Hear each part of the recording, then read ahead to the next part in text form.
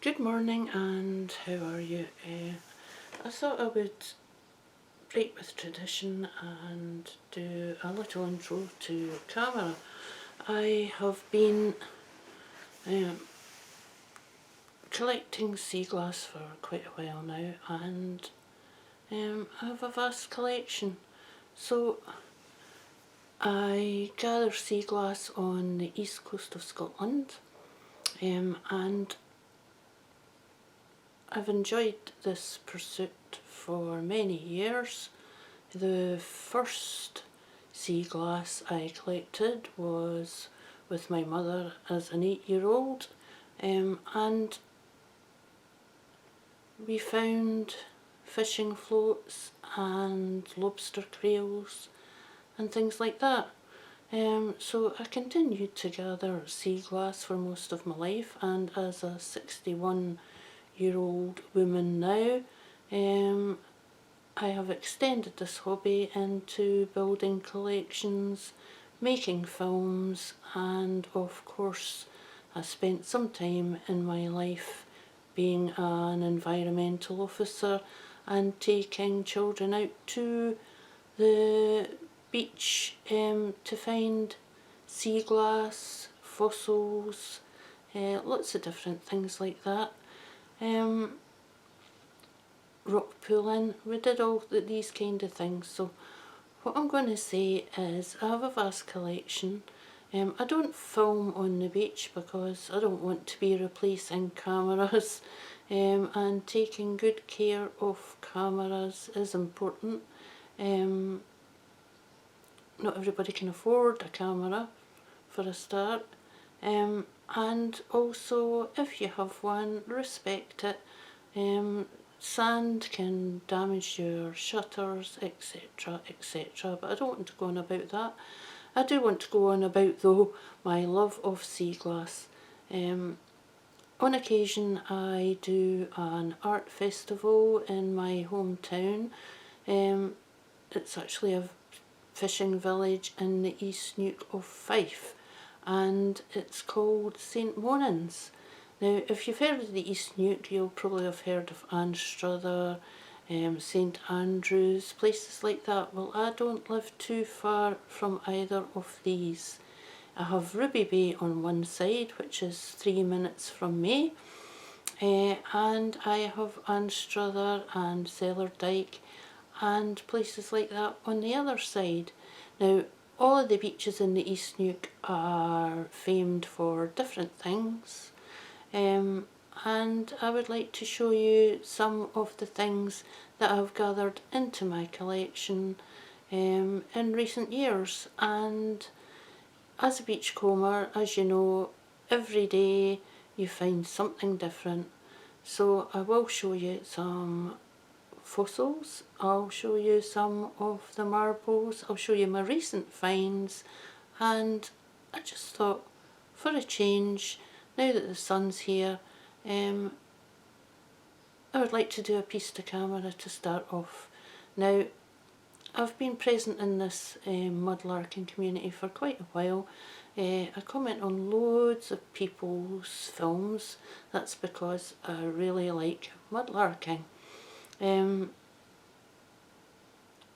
I would hope that actually seeing who has been behind the camera for all the other, I've only done voiceovers really, but now that summer's here, as I say, I'm going to appear in front of the camera a lot more.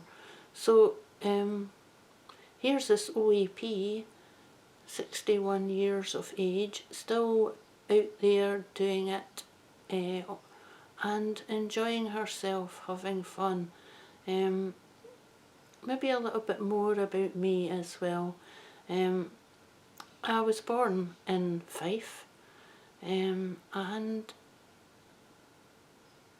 wrote books in my early 20s, so you can say that's about 35-40 years ago, and it was on villages around Fife.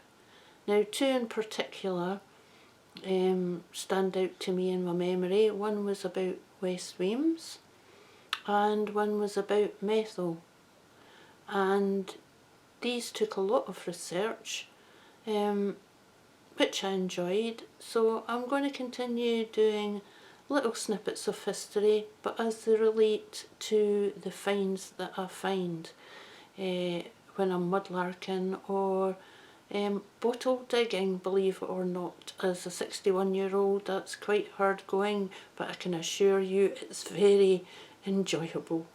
So without further ado, I'll show you some of my recent beach glass finds and some of my marbles and some of the things that I actually do with it, making jewellery and just, you know, generally collecting. My jewellery is a bit different from what you'll usually see. I don't think anybody does it in the style I do, but I do enjoy doing it, and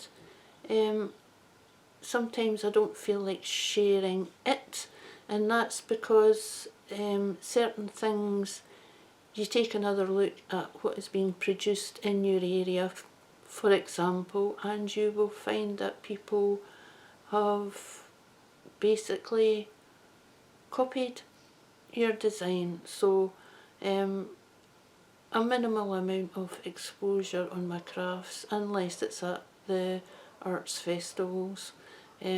So yeah, a little intro to show you the woman behind the camera, to explain a bit about what she does, and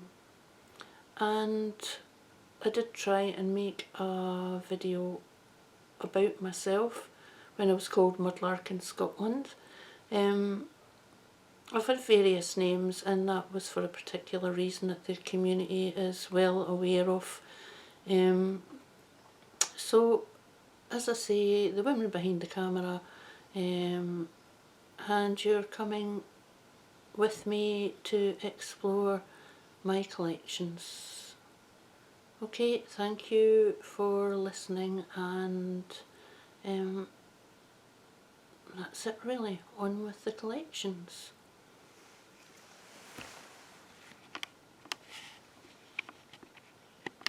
So, I thought I'd like to start here, and I'm showing you one of my pendants that I've made, and it incorporates sea glass. This particular pendant is called the Mudlark, and it is soldered. There's an image in the middle, and at the bottom I have incorporated a piece of blue sea glass. So that's one of my pieces of jewellery incorporating sea glass, and it's a rare blue, as you can see. So there's number one. Things I do with fossils and such like, I put them into clear jars, and I have literally hundreds of these fossils, and I've introduced, because it fits perfectly, a little fossil at the top as a stopper. So these are my jars of fossils. These are crinoid fossils. The ones that have no middle to them have been called St Cuthbert's beads. That's a tradition generally associated with Northumberland. We had links to Northumberland up here. The monasteries were to a certain extent tithed and associated with the monasteries in Northumberland, and you can read all that in old charters if it's something that you might be interested in. So there you are, the first two of some of the things I do with my finds, and these of course can be displayed in display cases. So there's two, and we will now look at some of the recent marbles. When I go to the beach, I take along with me a little Tupperware, which you can buy in places like Home Bargains, which is a shop in Britain, probably like Walmart or something like that. And these are my recent finds. So one of the things I do like to find are clay marbles, of which I now have hundreds. As any beachcomber around this area knows, they turn up on a frequent basis. So we can call this a frequent and common find in this area. I'll put that down, and these are generic pieces of Seaglass. I like to try and pick them up if they are well frosted all the way round, no chips or cracks. This is almost flat. You can see it has a slight curve to it, but it is a beautiful colour, so I tend to take the ones that are this colour, and this would be, in my opinion, an aqua.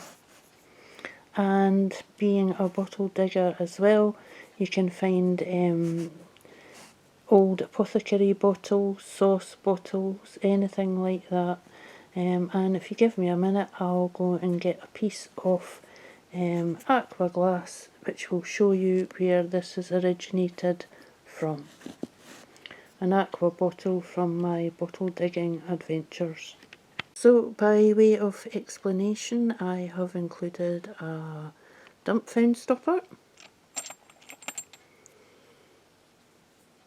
I have included a stopper stem, and you can see the contrast. One is from the dump, and you can see the glorious bubbles in that, and a different type of bubbling in the stopper stem that is found at the seaside.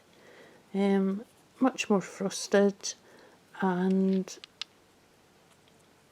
beautifully hydrated. So there is aqua glass, and back to this one.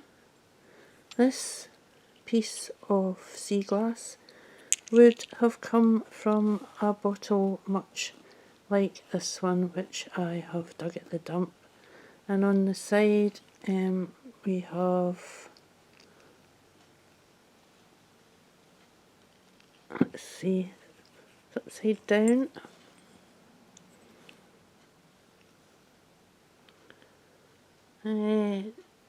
W. Murphy's.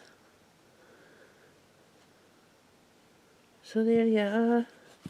So the ones we find at the dump would have been the utility bottles from various shops or big companies, and when they go into the sea, washing out of rubbish dumps, down rivers, into the sea, you end up with these lovely pieces of glass, Seaglass. So there you are. It's nice to make the connection between the two, and it's a rather nice bottle, and it cleaned up rather well. And the aqua ones with embossing I tend to collect. There you are. Lovely little bottle, and pleased to have it. And some generic Seaglass, of which there are many pieces on our beaches.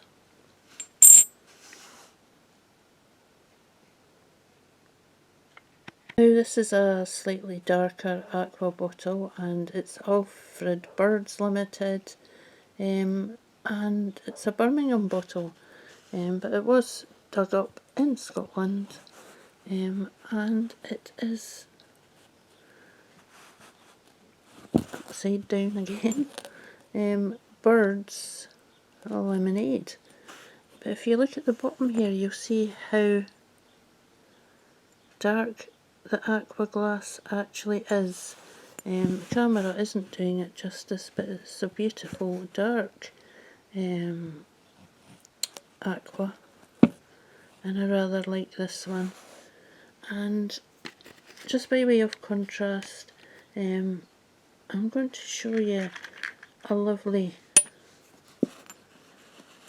recent find on Fife Beach, and it's a turquoise marble.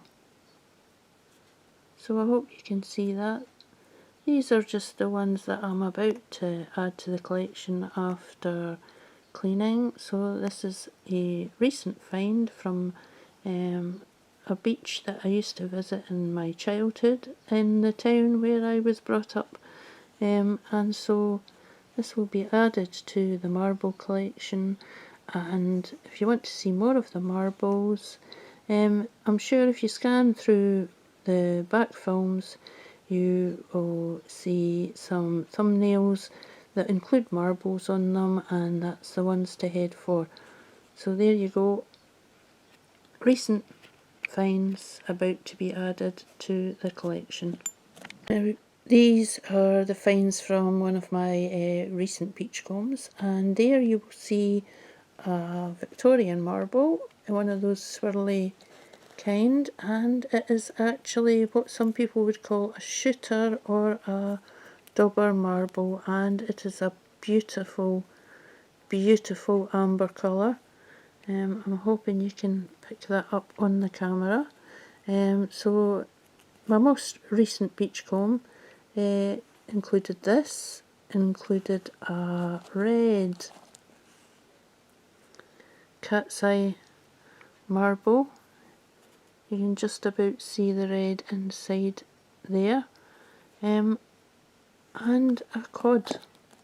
And we also find these dump digging, but the ones from the beach are beautifully frosted.